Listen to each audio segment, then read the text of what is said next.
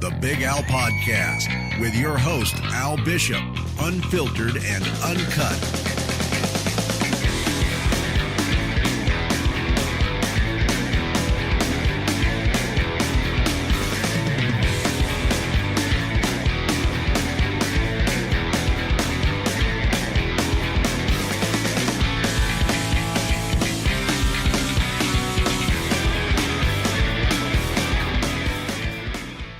And we are a go. Welcome, ladies and gentlemen. My guest today is the mighty Mr. Gordon Roodman. Gordon, thanks very much for taking out some time in your busy schedule. You're one of those crazy scenarios where you're working a 9 to 5 and still being a pro MMA fighter at the same time. So thanks very much for making some time for us in your schedule and coming on to have a chat. And thanks very much for coming through, man. No, thanks a mil for having me. Thank you for the opportunity. It's always great to to have a nice sit down and have a nice talk. Yeah, 100%. Gordon, what I like to do with the fighters is basically go back to the beginning, where it all started and how you got into MMA that basically led you to where you are today.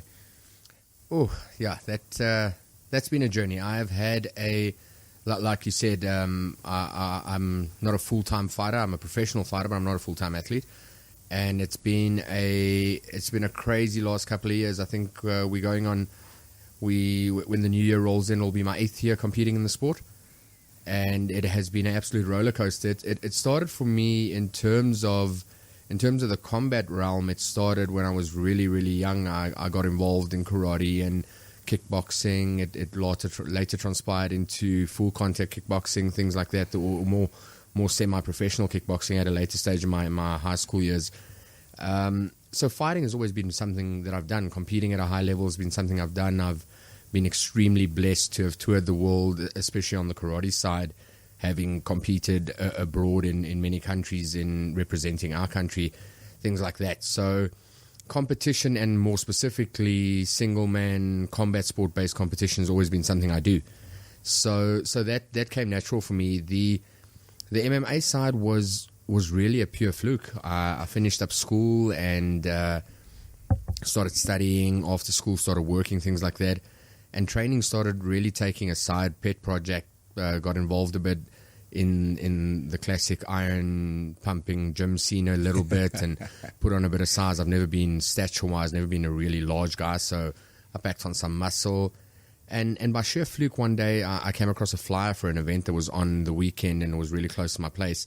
Went home, told my missus, we're going to go and check this out on Saturday night. And it just so happened that what I saw the Saturday was intriguing enough that by, I think, it was probably that Monday thereafter, I enrolled at a gym in Pretoria and started training. And 6 weeks later, I was a youngster, come from a combat striking background, and I went to my coach. I said, let's do this thing. I can compete at this level. Needless to say, I couldn't, obviously, but the heart was there, the passion was there, and the journey started. I got knocked out quite badly in about 2.5 minutes into my first round, my first fight ever. Later years, I found out the guy I fought was a long time standing professional, Cecil Smith. But that knockout was the beginning for me. It was absolutely amazing. My entire life, as I know it today, changed that Saturday evening when I got knocked out. So the Sunday morning, my entire life changed. I woke up and I knew this is something I want to do. Could you elaborate? Where was that first fight that you had? Oh, when I go back to that, those were the days when there was no sanctioning body. There was no, I don't even know all these abbreviations anymore. MMA, SAI, MS, something. I don't know. But all these guys didn't exist. So to put it out there, the crowd made the ring. The first time I fought was an open mat environment. The corridor off area was literally made up by the crowd. So I could touch the crowd could touch me. Jeepers. And I remember on like the shaky cam video, I think BlackBerry was still around back then, or whatever. Once I eventually go down from the last punch, you just see chairs flying and things like that, where I end up between the crowd. So that was out in Pretoria in a hall above a shopping center somewhere, small little dojo out there. And actually, my first couple of fights went that way. I think my first 3 fights was in that environment. And it then slowly started growing. I saw the start of a still very shaky road right now, but at least the attempt of getting some rules, some unification, some sanctioning, some guidance in there. Sure. I saw all of that transpire and the involvement with Massa and those kind of things. Okay, so that's always quite interesting one, because I don't think most people realize that actually existed. Was like these parking lot barn burners per se, where guys were just kind of, that was in essence the birth of MMA in some regards. You know what I mean? Like after the famous Fight Club movie, I think everyone just gathered around and just beat each other to see who was the bigger man. From there, you went through the Fight Star system. Is that correct? That is correct.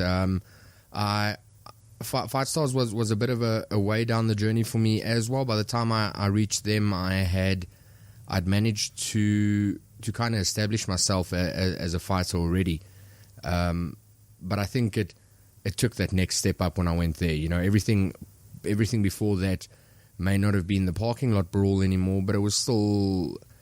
I mean, I've seen some, and many fighters out there, not just me. I used to fight where your walkway towards the cage was grass, and there was a tent outside a hall somewhere pitched, and you walked from the grass into the cage and you fought. Sure.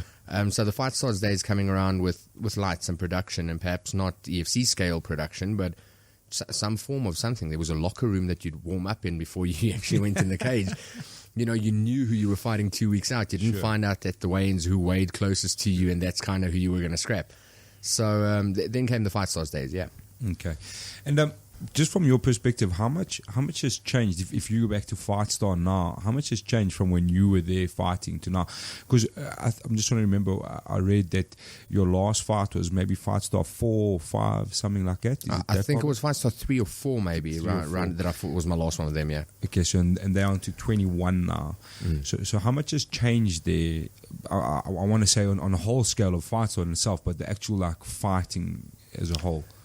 It's an interesting dynamic, because I don't want to belittle any work they have done. Sure. I'd rather like to praise the fact that it was great back then already. Okay. But when I attend events now, I'm very blessed. I'm still close with Fight Stars in terms of the production team and the people running it, and I attend quite a bit of their events. They're still putting on a quality show, and they provide a true, such a horrible word, but breeding ground, a true training ground or whatever for that next tier fighters. I'm sure you've spoken to many a guy before, and half of the professional roster in our country comes up out of the Fight Star scene, you know? So there's guys out there fighting for titles. There's guys holding belts right now that used to be the Fight Star cream of the crop. Exactly. And I look at it now, and I think there's still a lot that can be done on their end, and I think as time ticks on, you'll see they'll be taking the small step, and it'll keep growing.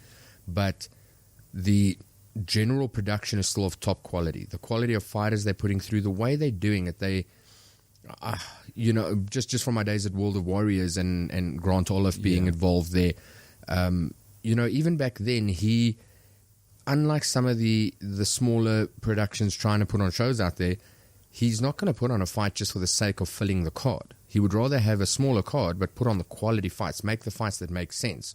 And of course, then protecting the athletes. He well, not just him and his team, I'm sure. They do things the way that's supposed to be done, you know? So I think a lot has changed, and they've come such a long way, and the fact that they're still around is amazing. You know, there's a lot of these guys pop up and close down and pop up and close down. Sure. But the fact that they're at Show 21, just, it says something, you know, they've got this train going. Sure. I've actually spoken about that before, and you know, there's obviously around the country there were smaller shows that have popped up and come and gone and things like that, and actually now you're starting to see a few of them are starting to come back and having another crack, and I think maybe a lot of those sort of smaller promotions, obviously now we're barring Fight Star because they've survived and they've done really well, because I think they've got a good code of ethics beyond everything. So I think at that time as well, a lot of people, let's say a lot of guys involved in MMA were your trainers and fighters mostly, you know, and it was kind of like an underground movement in a way. So a lot of these smaller organizations just kind of, they were a little bit before their time, whereas now maybe there's going to be more demand as the amateur scene grows, and as the actual top, you know, EFC grows, everything grows with it. So it's always quite an interesting point. I think like a lot of these shows were a little bit before their time. However, Fight Star is in essence the cream of the crop, and they're moving everything forward because, like you said, they have so many fighters and champions there that are still holding belts now in the EFC, and it's kind of like a whole filtration system of people coming through. Which brings me to a point, Gordon. Obviously, going through that whole system, going from your parking lot barn burners to Fight Star and now to the EFC, do you think South Africa is missing something in the process from amateur, or is there something that needs to be improved drastically at amateurs up to getting into the main stage? Well, first and foremost, I think what we're missing is we're missing depth. We're missing depth of training, depth of competitors, the environment in terms of the regional circuit, offering a consistent show opportunity to the guys that are not Joburg based. I think all of those factors play into the growth of the sport in the long run, and the main question always there surrounding that is how do you achieve that Fight Stars or that EFC consistency that can keep running for years. But I do believe the lack of depth throughout the bank is a problem. We're running into it on the professional scene. You're seeing it where we're doing a versus B3 and a versus B potentially 4 lining up now because of divisions. I think on the amateur circuit the exact same thing is applicable. The factor around that, I think that most plays a part in South African MMA is a classic case without sugarcoating anything. Fighters like myself and many others, there's really probably 85-90% of the circuit out there that has the drive, has the passion, has the everything to compete at the highest level, even if they're right now still at amateur level. I'm not saying that the guys at the top. The problem is, how do you get them into an environment where they're in the gym 3 days or 3 sessions a day all week through and in that way growing the sport, which leaves us with your main question about what are we lacking. We're lacking that middle portion. We've got a gap of fighters right at the top that are professional full-time fighters. And the argument always comes that, but they run their own gyms, they this, they that, they also have jobs. Yes, but they have the capacity to train and compete at the highest level a sport has to offer. And then we have the rest. And then we have the guys that are banging out 2 and 3 sessions a week in the evenings and trying to work it in here and there. And that's what I mean when I say consistency and we need depth. A lot of guys get there, and we see a lot of fighters leave the sport that have even competed at the real top because they can't sustain that. They can't compete at that level. And until we have that necessary depth, which could come from a variety of means, I'm worried that our growth is stagnating because of that. Yeah, this is such an interesting one for me. A strange thing, because at the end of the day, you're a professional MMA athlete. But at the same time, every morning you've got to wake up and go do a job. You've got to attend to your family and all of this stuff. So it's so weird for me to comprehend as an MMA fan that people like yourself are actually doing this, because there's so many factors involved there. And I think now in the EFC, it's starting to become very visible, the gap between the fighters, because as the actual sport is evolving and the top athletes are let's say the full-time athletes are starting to just open that gap up, and it's like on a knife's edge for South African MMA which way it's going to go. So for me, it's a double-sided sword, because at the end of the day, the bigger those athletes get, the more attention comes to MMA, especially the EFC, and the more money starts to become involved, which maybe will allow someone like yourself to commit to fighting full time, because the finances might be right. Because at the end of the day, I think that's the big difference, is the finance. Because if you were able to earn a good living off of fighting full time, you would do it, I'm sure. Yeah, without a doubt. If there was a way to, it's within my team, within my circle, and my friends, my family. There's a running joke in my life that says, "This is not how I feed my family." Let's just remember that I scrap because I like a fight. Sure. It's a passion. It's something I like to do, and I know what it takes to compete at the top. But I've got no illusion about the fact that there's 10 professional shows a year that EFC hosts. Yeah. to no fault of their own, that means there is 10 opportunities. Even, we can sit here for half an hour and crunch the math here, but you know what kind of earnings you need to be making, even if you're competing only 30% of that time. If you that's a show every 5.5 weeks, every 6 weeks in our country. So there's the funds are just not there. That's the bottom line. And I think for the athletes out there for whom the funds are available, you're 100% right. We are seeing that gap open. We're seeing the difference between those few elites at the top and then the rest. And that double-edged sword you're referring to is great, because we got the likes of Manzani coming in here from the States, and he's putting up phenomenal fights with some of our best. And for me, the beauty in that is that our best is hanging with theirs. That's the thing. The bigger concern here, at least that I would really elaborate on, is what does that mean for the sport in the country?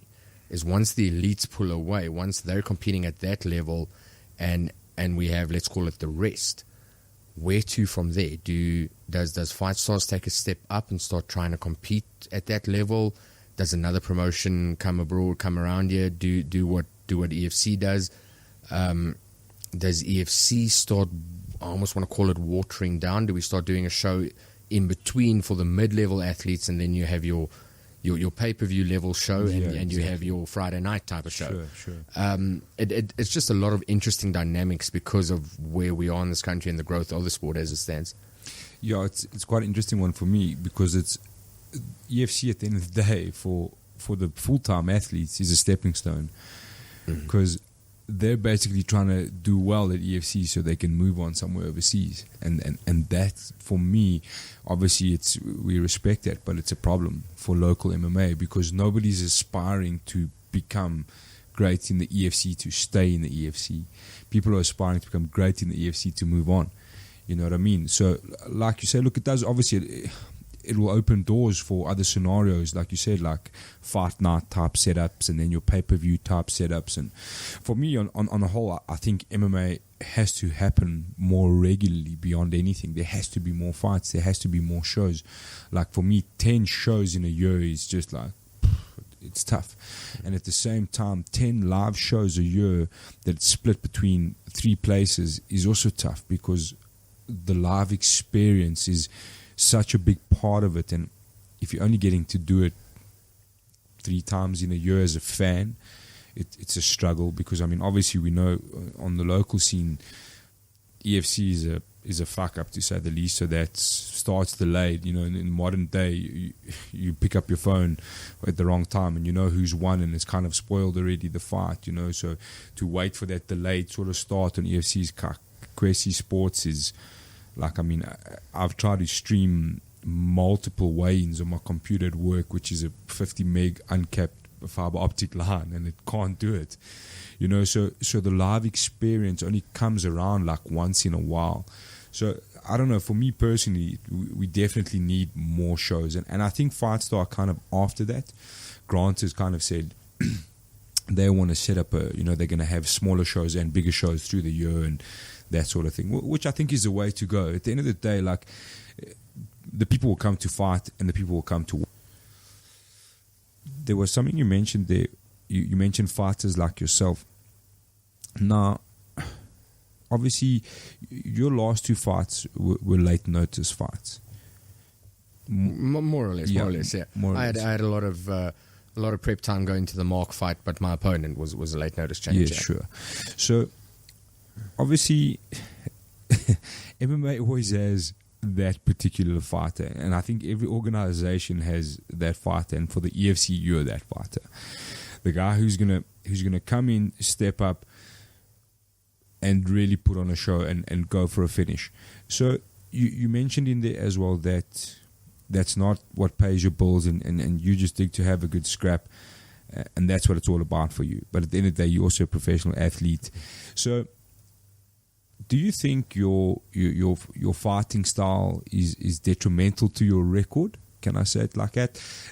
Definitely, yeah. Yeah. So do you think maybe going forward you would look to become more conservative fighter, to try and notch up a couple of wins to make a run at a title, or you're always going to be that guy who just bites down on the gum guard and throws a bit of leather? Yeah, look, it's the story of my career. It really, really is. If you go back to my amateur career, it was the same thing. I think I ended off my amateur career stepping into the pro circuit on 12 or so fights on that circuit, and it was not a spectacular career on paper. If you just flipped through a bunch of pages and I happened to be one of the fighters who popped up on the page, sure. I think I ended it off with a 8-5 record or something. But if you'd followed my career, that 8-5 record included some phenomenal scraps. Me and Kieran the first time around, I mean, that is just that's a war that's been spoken about forever. And same here, you know, if you go into my bio and you click there and you have that little drop down that gives you the wins and the losses there, all you need to do is run down the 7 fights I've had and check the 7 names out there. And there's not one of them you're going to run past and go, hey, who's that guy? And need to go and check. You know, the names that are going to pop up is the Bruno McCoolies and the Dino Bagatines, and so they go on. You know what I mean? So, yes, is it detrimental to my career? Definitely. Will I change it? Without a doubt, not. I don't see the point in it. I understand I'm a professional athlete, and I understand that comes with a responsibility, and the path I've chosen to go is one that I need to live with at the end of the day. I need to process the fact that I've had a shit year, man. I got knocked out for the first time in my professional career, a proper knockout. I mean, that Polish thing put me on my ass proper. Polish thing. And, you know, and now this fight with Marky, disappointing as shit, man. Not because... Yeah, you sorry, man. You were wearing that one quite badly. I was sitting cage side, and it was... I think it's the first time I've actually seen you wear a loss quite like that, because it's... 100%. You know, the thing really, and it's still processing going on. And I walked out of it. Losing is something I made peace with a long time ago. Sure. It really is. It's the fight business. It's the hurt business. There's no, you played a good game, we lost on point. There's a winner and there's a loser. That's it. Somebody's going to step in there tonight, and so 2 of us are going to step in there, and one guy's going to go home and he's going to win, and the other guy's going to have lost, no matter how it goes. And I made peace with that. With the Mark fight and the disappointment, there's my entire training evolved this year. And I walked in there, and because it was Mark, and I mean, I said it in the interview the week before as well, I was ready for a fight, man. I was upset that there wasn't blood and snot and stitches and bruises, and I was ready to throw down, you know. I had the gas to go. I was physically in probably the best shape in my entire 7 years of fighting. And for it to have ended the way I did, it's more that disappointment factor. But no, I promise you, next time around, there's some evolution that needs to happen, obviously, and that happens with every fight, even the ones you win, even the ones you lose. There's some evolution that takes place, but I'm going to come at whoever they put in front of me next time. I'm going to do the exact same thing. I'm going to go out there to fight, because I don't play MMA. I'm not there to rack up some padded record because I needed to be 7-1 in the last 8 and then make...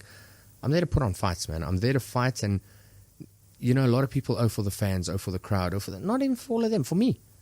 I'm there to scrap, man. I want to walk out there and I want to know that I went there and I fought that guy. Not I played that guy, not I win that guy, not nothing. I went there and I fought. And at the end of the night, we're going to see each other in the bar probably, or in the casino somewhere, and we're going to know what went down there tonight. Our souls are going to know what happened in that cage tonight. Sure. Is what it is. Do you think Mark maybe try to play a little bit safe to keep his win record intact? Obviously, he's got title intentions ahead of him. So do you think that maybe he obviously, you're a threat when you walk in that cage, and everyone knows that, you know what I mean? The overhand lands, good night, Sally, see you later. So for a guy like Mark, who's obviously trying to, I mean, the pre-fight stuff that happened between him and Drickus and so on, obviously led to him like mentally changing a few things on how he looks, proving a point maybe on someone like yourself, a dangerous opponent, but also keeping that win record intact. Do you think he may be shot for the safety and just try to get it done as quickly as possible for his win record? I definitely do. I think, and I said it leading up to it. Me and Graham as well. The day you gave me the call and he called me about the Mark fight. Whenever you're fighting any of those boys, they've got the Richie factor. Sure. The night Kieran beat me because he had the Richie factor. Not because Kieran was a better fighter than me, because Richard Kwan told him the last thing you want to do is you want to stand in the pocket and brawl with Gordon the way you usually do with your opponents. Sure. You do that, you're going to go to sleep. And Mark's an aggressive forward-coming fighter, and I think it's part of his DNA. I think it's part of his setup, his default settings. And you could see it in that first 15 seconds. Open up 2 big kicks, and then the first punch landed. And I think that punch landed, and in his head he heard everything Richard had been telling him for 3 weeks. Don't be there. Don't let this man hit you with that shot. We don't want to attempt this. Sure. It doesn't really matter who you are as a fighter. You don't want to be hit like that. It is what it is. So I don't know if he necessarily played it safe or if he necessarily whatever, but I do think he came into that cage not with the same mind frame as me. He wasn't there to fight. He was there to win, get this done, let's get this over with. And, and he did it beautifully. I can't take anything away from that. He did it like a pure champ, So I think Richie is a phenomenal coach. I think he does amazing stuff with his fighters, and he proved it again on last Friday night with Marky. Yeah, it's Richard Kwan is a different factor. It's quite a funny thing. What you said there is he tasted the power as well, which maybe would have made him panic a little bit and, think, okay, let me not play this game because, Richie was right. He's a lot tougher than he looks. So you mentioned also that your training has evolved. This is a topic I like to talk about quite a bit because training has changed in MMA quite substantially. I mean, obviously guys are looking and focusing at so many different factors and so many different martial arts disciplines. So just give us a little rundown on how do you structure your training. Obviously you're very different because you again work a 9-to-5 job as well. So how do you firstly find the time for all of that? And then secondly, how do you structure your training where it's strength and conditioning versus your stand-up disciplines and stuff like that? And do you venture beyond the normal wrestling, jiu-jitsu, boxing, Muay Thai? Do you look at things like yoga and other things like that as well?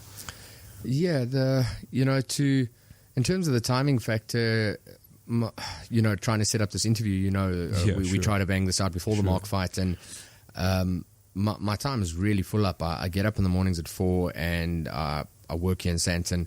From there I head back to Pretoria where all my training happens, so I do that commute, that hour and a half through traffic, and then most nights I try and bang out 2 different sessions at 2 different gyms. I try and do a 5:30 somewhere in that region all the way through to 7, and then a 7 to 8:30 or so.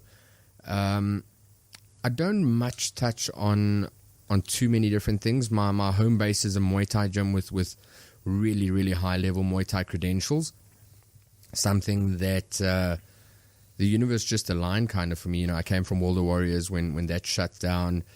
I had a lot of questions. I ran past them as well, and a lot of questions internally as well when I was with World of Warriors, and it was a phenomenal gym. We had so many great guys in there. The training was awesome. We had Rory Diesel with us doing our strength and conditioning, our nutrition.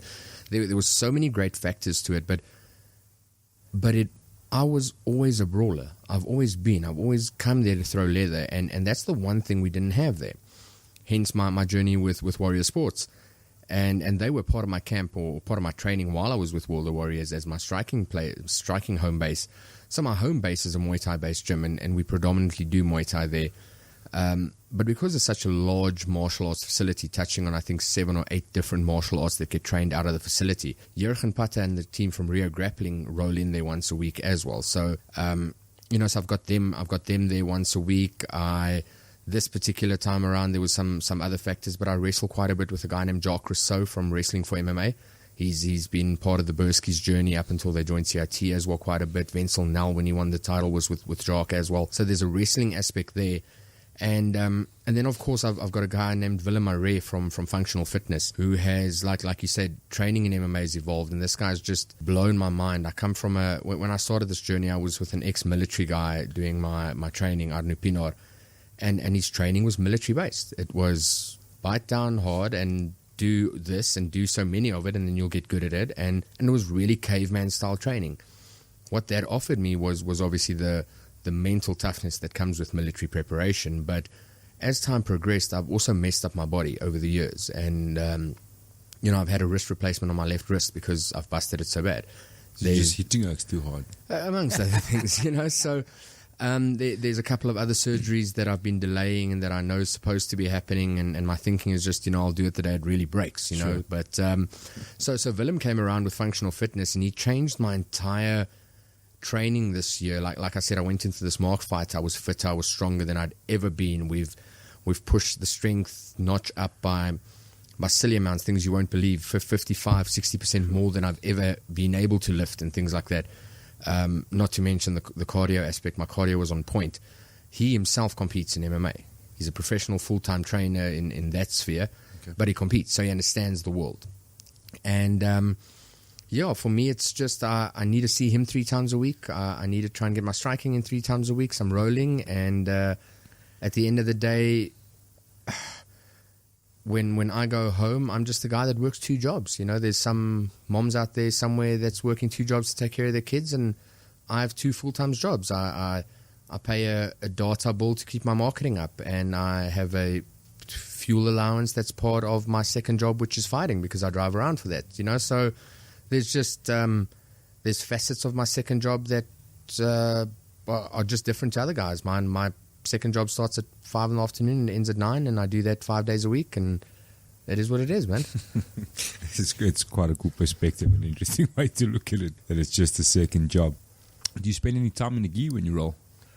Not too much. All the fighters panic at that question. Yeah, I've had a lot of flack about it, and it's quite a long running joke. I'm thinking, and look, I've had a gi forever. I've rolled in it here and there, but in the garden at home. Or But I must be honest with you, I don't like it. So now I'm probably going to take a lot of heat because yes, Mark just submitted me a week and a half ago, but at the end of the day, we're competing in an environment where the gi's not there. Sure. And there's the age-old Gracie versus Eddie Bravo question, and we can run around that thing the whole time as well. I haven't been able to really get so submerged in it that I've cared about getting belts and doing this and doing that. For me, it's really evolution of my grappling within the MMA sphere. Same with the wrestling. A lot of guys ask me, but do I join the wrestling classes? Do I pull in with the wrestlers itself? Not unless we're going to wrestle for my range. I call it the range fighting thing. That's the biggest problem. Is guys go and box, they go and do Muay Thai, they go and do everything. But for all of those facets, the range is different. I see it with some of the high-level Muay Thai guys I'm fighting right now. If I don't constantly remind them of the fact that if I wanted to, I could throw you on your head, they fight in a wrong range for MMA. And then you go and you compete in MMA and the range is wrong. You get that with the wrestlers and the boxers as well. And I know those athletes that you compete with are not competing in your game. But when you're trying to sharpen your boxing, it's similar to the thing I mentioned just now with Willem and functional fitness, where it's so important, at least in my mind, to not be doing my strength and conditioning with a CrossFit gym, because I'm not going to go and do CrossFit. Sure. I need to do strength and conditioning that is prolific to my sport. And the similar thing with this ranges issue. So the gi thing for me is the same. It's great and it's good for jits, and I hear all the arguments the purists make about about all the facets and how it makes the game tighter and this and that and the works, and I'm not opposed to it particularly. It's just not something I do a lot, Yeah, sure. It's the same as wrestling, I guess. A lot of guys, Shane Carr from Valhalla was saying to me, when he originally brought wrestling into his gym, the guy started doing a bit of wrestling, but when it came to actually linking the wrestling to submissions, was missing. It kind of wasn't there. 100%. So they had to kind of adjust the classes to like a submission wrestling class. Yeah. So I get what you're saying. For me, the gi, look, obviously I've never fought professionally. I just find that, and a lot of guys will tell you as well, that spend a lot of time in the gi and fight professionally is dealing with the pressure, that you can't get in a no-gi situation. So it's kind of like, that constant being bogged down and being able to move out. I suppose at the end of the day, you're not fighting in a gi, which is the most important. You've got to kind of get used to more of that slippery sort of submission and tasks like that. Now, so if you split up, so you said 3 times a week you're doing striking. Strength and conditioning, 3 times a week striking, and then grappling ideally twice a week.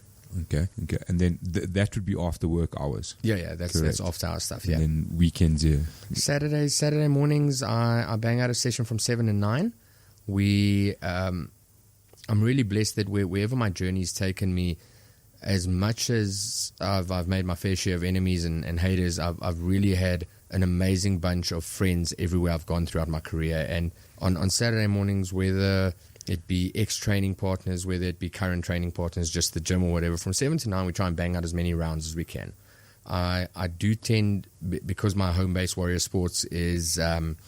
it's a commercial gym first and foremost. It's not a fighting gym. Sure. It has hundreds of paying martial arts students in the normal martial arts realm. So I do isolate myself out of the general population there. And I'm very, very blessed that they've got high-level guys and plenty of them that I can tap into. So whether it be with Brett Clark as the head coach or Sven Grant, another coach there, they've got a phenomenal boxing guy there. So I can isolate myself and train with these guys in separate environment. But Saturday mornings is when we throw down a little bit. So a lot of times I'm like I mentioned, I'm blessed to have a lot of people around me. I'd put a message out there, say who's in the mood. Alternatively, closer to fights and things like that, we'll keep it a lot more specific and who we're training with, why we're training. And then Sundays for me is road run day. I try and bang out a trail run or a nice long road run or just something to keep the weight down and get the weekend fat off. And then Monday we go again. Years, eh? That's it. That's the one. And how hard has it been to kind of be a 9-to-5 job and a full-time fighter? Like, do you ever have the situation? Obviously, if you're working for somebody, you must have a good relationship and a good understanding. Because if you've got to go to work on Monday with a broken nose and a black eye and possibly still a bleeding lip, that's got to get quite tricky at times, I'm sure. It does. I've been phenomenally blessed again with being surrounded by people that understand the current company I work with right now or work for right now. I think this May will be the 6th or the 6th year that I've been working with them.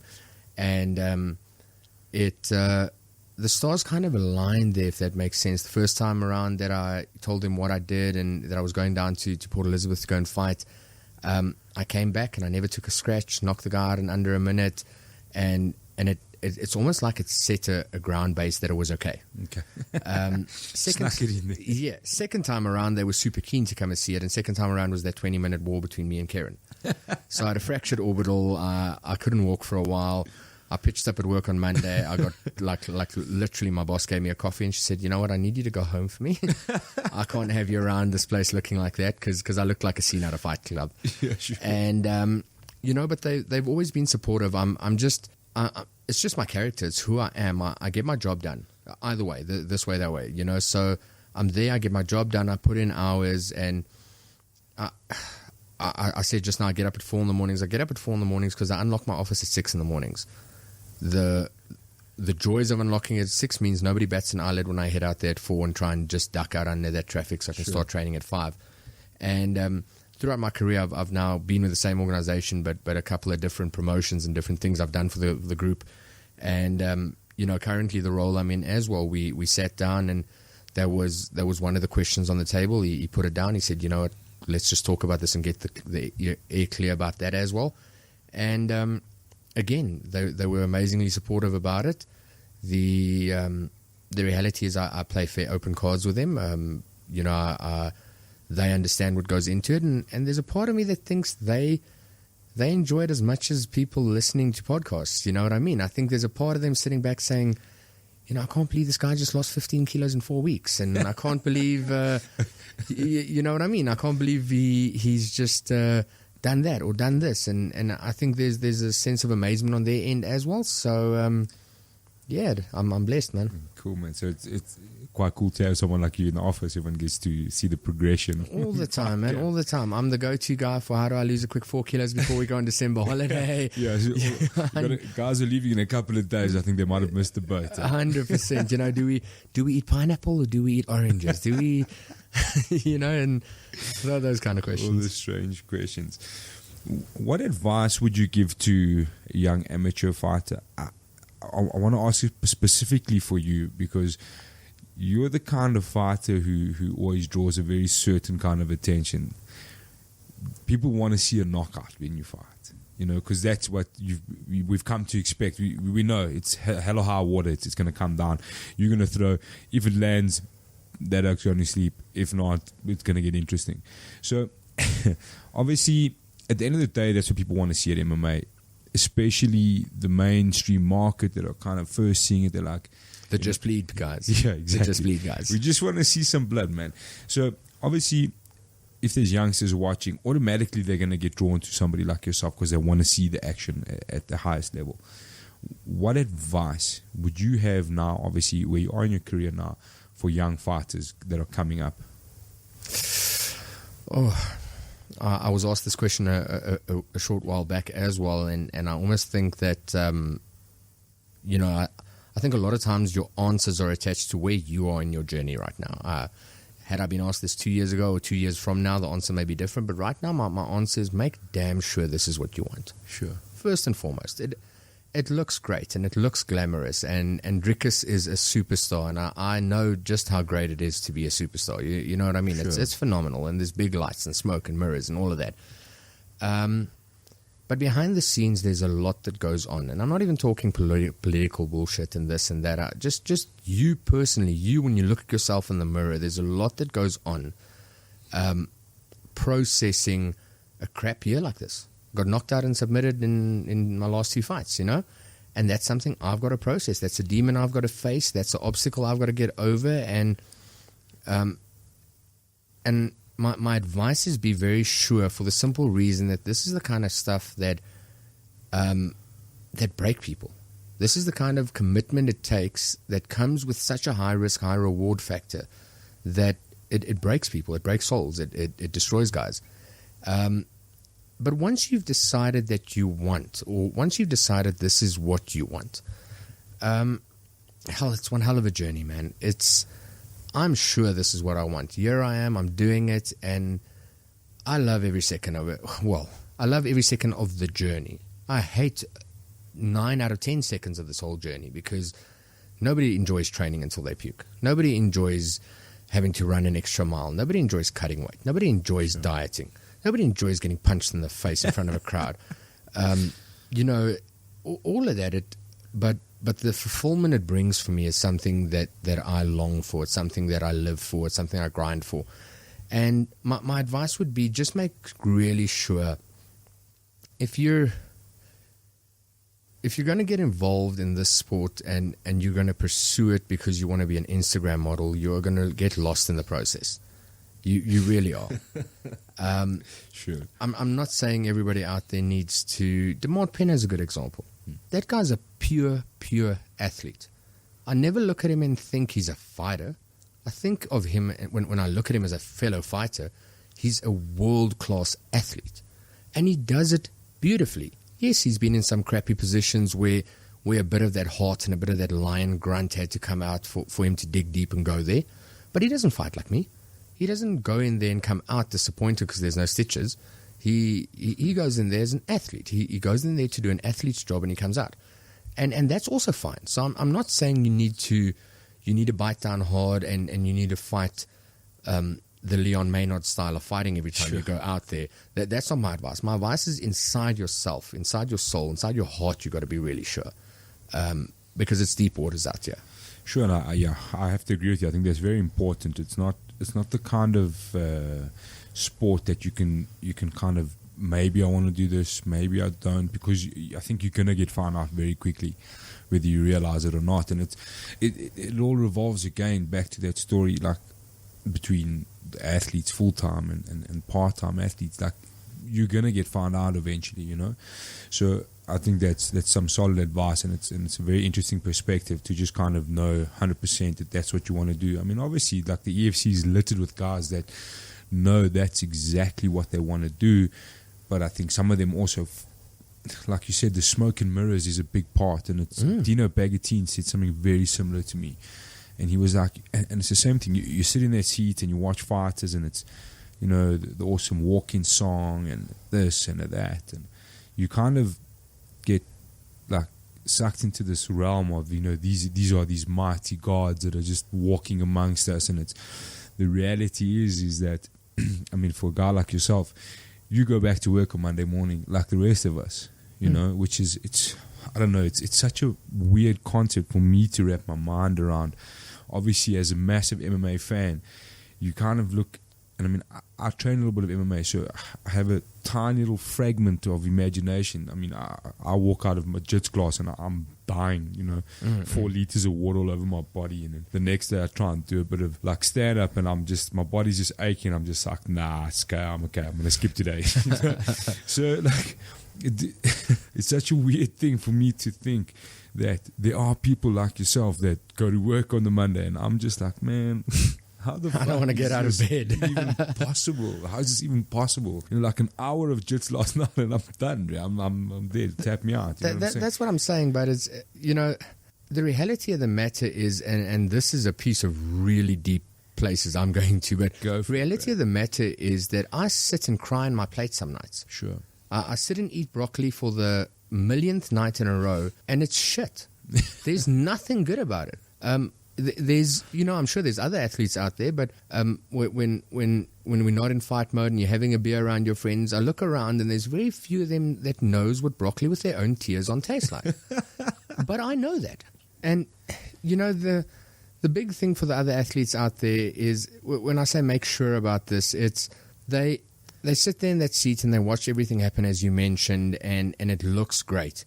The big factor I think a lot of them forget is that is our job. That is EFC's job. Their job to convince you that we're demigods, It's their job to convince you that we are, well, I don't really know how do you say it, because yes, there is something special about an MMA athlete versus Joe Soap down the road that plays a bit of action cricket on Tuesdays. There's a different league there, but they're selling entertainment. The sport is real, but they're selling entertainment, and that comes with that exact same WWE thing. We touch on the Conor factor, and there's other fighters out there idolizing this man as if he does anything we don't do. You know what I mean? Sure. So, just when you're sitting in that seat and you're looking at the big scene, there's a lot of other places to go and play MMA first, to go and make sure whether you want to go and dabble a bit in fight stars. Let me tell you, I've been beat up in fight stars. If you want to know if you really want this, go and pick a fight or two there. Go and fight some of those guys, and if you're still convinced you want it, then pursue it. That I think is the main thing. Sure, and it's one thing that's coming through quite a bit now. I sat with Drickus and Neil, and they're obviously a big contrast in fight stories. So Drickus was this young prodigy who came from a K1 background, obviously somebody along the line spotted that he's full of talent and realized quite quickly that, this guy can actually fight and he's an athlete and things like that, and got thrown basically into shark-infested water quite quickly. Whereas his brother, it's quite interesting because I want to say it's almost on the back of Drickus' experience. He's kind of taking his time, He's getting a couple more amateur fights in, and not calling out the biggest, hardest opponent he can off the bat quite quickly. Give me someone mid-table where I am, and let's take it from there. So, it's would you go back and start your career all over again, and maybe be more like that? Kind of handpick a few more opponents, maybe not get on a call up, just arrive and be like, sure, I'm ready, Graham, pick me, put me in, I'm ready to rock and roll. It really depends. Hey, it depends what you want to achieve. You asked me, but what I want to achieve in the long run, because the one thing that I've always prided myself on is I've never picked a fight a day in my life. I've never told any promotion that guy's too big or that guy's too small. I've never said the notice is too short or whatever the case may be. They said, we want this to happen, and I've always said I know a guy. Pick me, coach. That's it. I don't know. I joined the MMA circuit. I was, I'd never put an MMA glove on before EFC 4. I saw my first EFC at EFC 3, and I'd never trained MMA in my life. I came home from 4 and I told my wife, we're doing this shit. Yeah. This is what's happening. And 25 EFCs later, I debuted at 29, So could the journey have gone different? Could the record have looked different? Yes.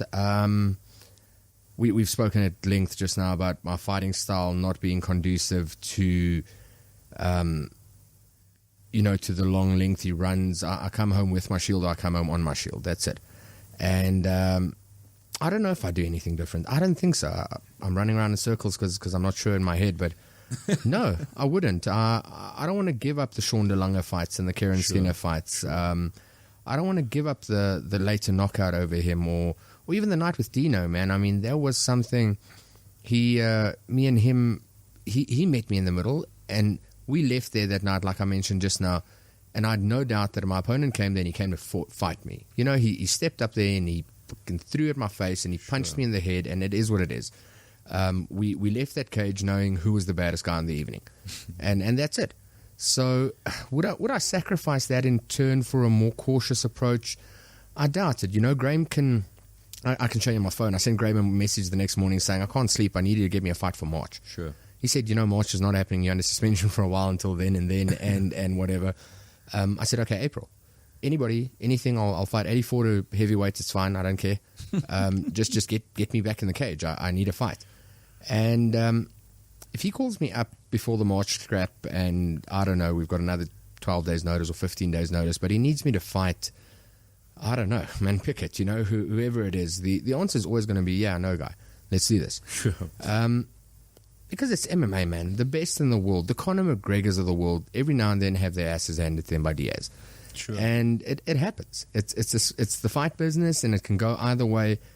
And maybe because I'm not so attached to it as a full-time athlete may be. Maybe because I'm blessed with the sponsors around me. I mean, within 30 minutes of my loss, I'd had the messages to say, shit, bro, we're sorry.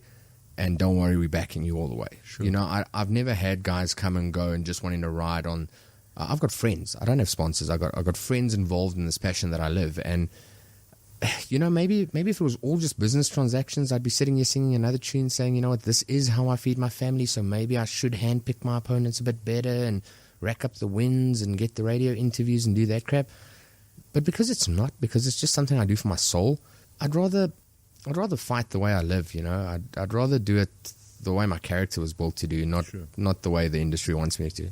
So in that, basically, what I wanted to ask you next was, what's next for the Rage? Is there anybody in mind, or are you kind of just sitting on waiting for that message to come through? Yeah, hopefully what's next for me is an April scrap in Cape Town. That'll be great.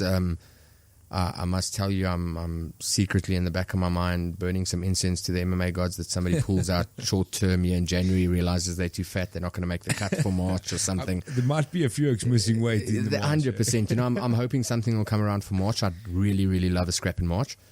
I need to get back in there. Like I said, the loss to Mark isn't.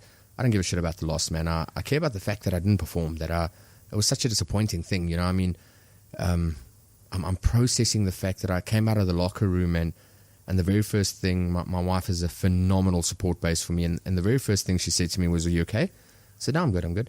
And the next thing she said was, what the fuck was that, guy? and she's right. My response was, you saw that, right? Like, What was that? So it's the performance part for me that bugs me, and it's gonna haunt me until I step back in there. So the sooner the better. Let's get back in there and let's put on a scrap. And again, win or lose, I don't really care. Let's put on a scrap. Let's perform. So what's next? Hopefully a March scrap. Otherwise, definitely I need to get onto the April card. Who next? I don't know. I really think me and Cameron need to finish this whole me and Cameron Mankey's thing. I don't know what this loss has done for the whole process, where it puts me, where it puts him type of thing. He is riding quite a nice win streak. But again, the circuit is so small. Sure. You're going to bump into everybody anyway sometimes. So sure. I don't have any particular opponent in mind. I suppose a good, smart fight selecting option would be to not fight Cameron next, because he's going to want to drag me to the ground. He's going to want to wrestle me and look for that. But maybe that's exactly what I need. Maybe I need to prove to myself that some of the wrestlers can't drag me to the ground. Maybe it's time to evolve. Maybe I need to spend some more time on the mat, whatever the case may be. I just want to fight, man. I don't know. I just want to get back in there and let's just throw down. Sure. And I'm also burning a bit of incense on my own on a little return of Sean DeLange and maybe see that one again. Yeah, well, if we... Yeah, it's the only fight in my mind that... no, I'm lying. It's one of two. One or two fights in my mind that I think it is what it is, and the records book will always show what it is, but I'll always go home knowing what it was. No, sure. It was just one of those fights where, I mean, from like a spectator side, you're sitting and you're like, You know, when it goes into the judge's hands and things like that, anything can happen. And, you know, like it's just one of those crazy, crazy fights. There's so many factors involved in a fight like it when it's back and forth, back and forth. I was the one that bled, so they gave it to him. Yeah. 100%. So it's yeah, geez, but I would definitely pay some good money to see that one again. No, I'd love to do that dance again. Yeah, easy, any day. And immediately now, okay, obviously we're in a break now. Do you think you're going to change your mindset going into the next fight? There's a million scenarios running through my head, as you could imagine. You know, there's this. I probably had about 15 guys tell me exactly what I should have, could have, and would have done on the night had I just done this and done that. And those things, you know, on the moment, I understand the passion from their side and I understand the care from their side. But at the end of the day, it's a fight. What happened there is very simple. I've run through it over and over again. He changed levels on me very quickly. He wasn't where I thought he was going to be. And the moment he had my back, he's a sticky fella on the ground. You know, he's really good. Big lad as well. 100%, you know, so there's nothing major. We didn't have a 14-minute fight, and what I kept doing was dropping my hand and circling to the wrong side or whatever. There was a moment, he changed levels, he got my back, and it's all she wrote. That's it. Sure. Did I do anything in essence wrong from the moment he had my back? Not really. Try to keep it standing, try to break the grip, he got the leg down, you know what I'm saying. So will I change anything going to this next fight? I don't know.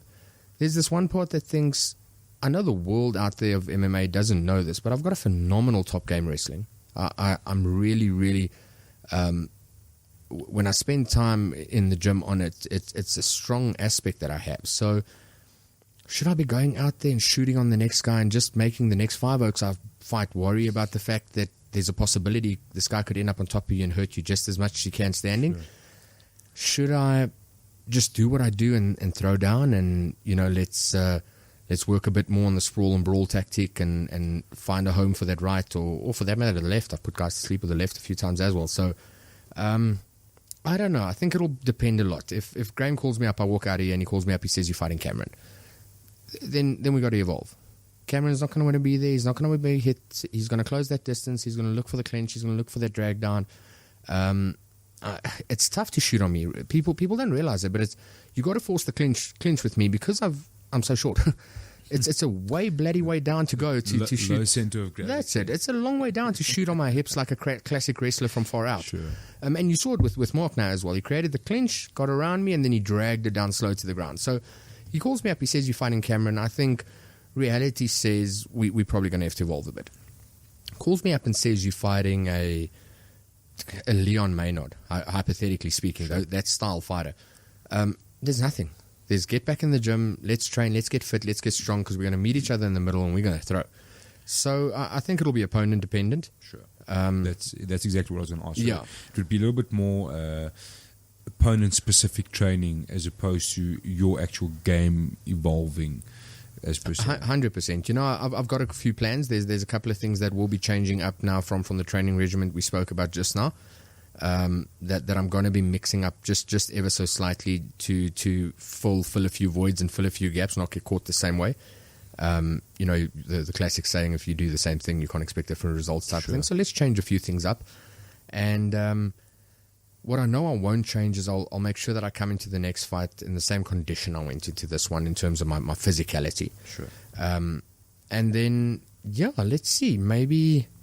I don't know. Maybe we have a chat 2 years from now and I'm this new wrestling prodigy. I don't know. I can tell you right now, I'm never going to fight off my back. Yeah, you know. Sure. We'll have a look at what you bring forward and how your game changes, if it changes according to the opponent. I think it's one of those sticky scenarios for a fighter like yourself to have fans coming to see a knockout and a big overhand and a big left hook and ends in a submission. Or The one thing I can tell you, and I've seen it too many times, is fans will never walk out of the arena or go to buy drinks midway through round 2 when I'm fighting. Sure. And that's a promise I make to myself, not to you, not to the fans, the UFC, nobody.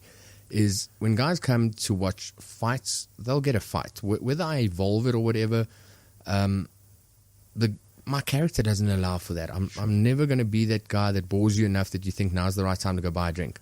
Now's the right time to go have a smoke. This is boring. You know what I'm saying, and it happens. I mean, you see around the fight scene. Unfortunately, it's part of the tactics. People play MMA. Sure. Ain't me, man. Sure. All right.